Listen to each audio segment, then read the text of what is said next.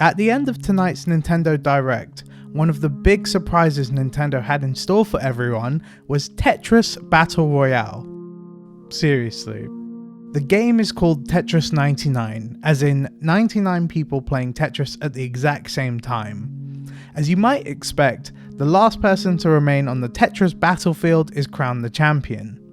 I know some of you may be thinking, how can I possibly review this game when it only launched a few hours ago? Well, there's really not that much to it.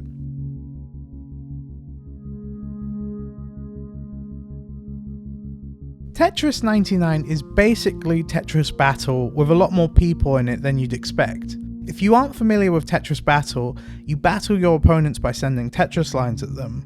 You can negate the lines your opponent sends by cancelling them out with your own. Having 99 people in the game all at once doesn't really add anything. It's just a fun gimmick for the developers to bring to Tetris. As each of the players slowly drop out of the game, the overall game speed will increase, making it harder to build up lines to clear. By the time the game reaches the final 5 players, the speed bumps up to 100% of what it originally started at. Take a look at either side of the screen and you'll see the other 98 players in the arena. Pausing for a moment to see what's going on will show you how much having this many players at once does for Tetris Battle, which is not a whole lot. One thing that I found strange when I started playing the game was that I had no idea what the icons were at the top of the playing screen. After watching back some of the gameplay, I believe it's an option for you to choose who you'd like to target with your garbage lines. I played over an hour of Tetris 99 without realising what it was, and I had no problems at all, so I assume with this many players, it virtually has no effect. Unlike other Tetris games, you cannot see your opponent's screen in real time. I found this to be disappointing, as knowing exactly what my opponent has on their screen gives me a rough idea of when I should be sending Tetrises towards them. Not having this information, especially in the final 1v1 scenarios at the end of each game, really made me struggle, as I had no idea when I could build without being punished or send garbage lines of my own.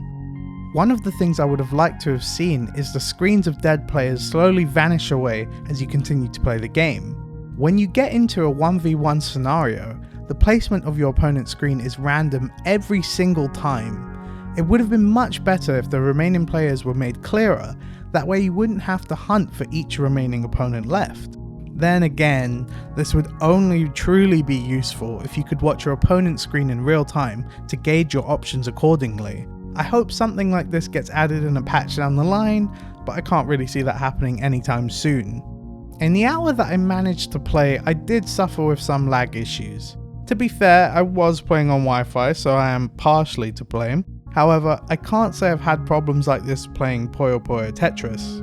When lag spikes do occur, you are unable to move around the Tetris pieces correctly, almost guaranteeing a mistake.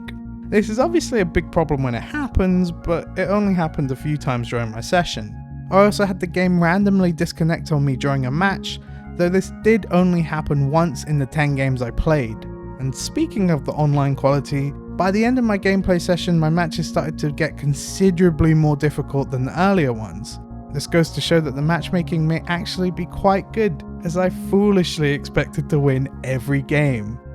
In some of the more recent Tetris games, there's usually an option to mess around with the drop speed of the blocks and how fast your D-pad can scroll from left to right.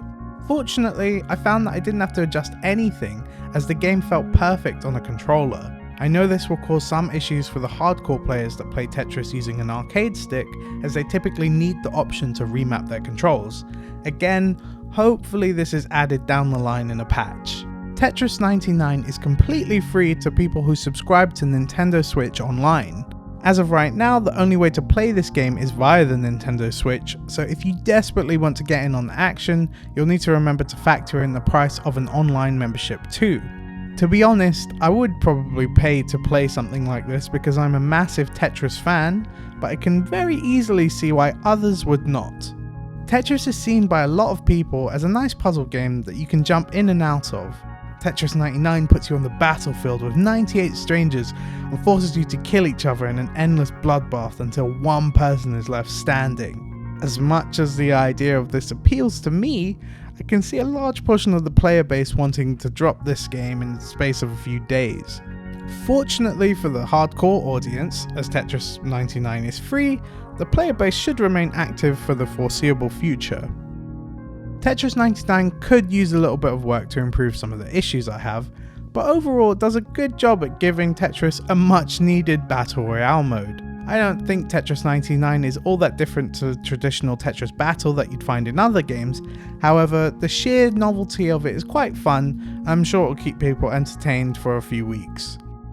If you start to get into Tetris 99 and want more variety, you'll need to buy a different Tetris game to satisfy that craving. And that's going to do it for this video.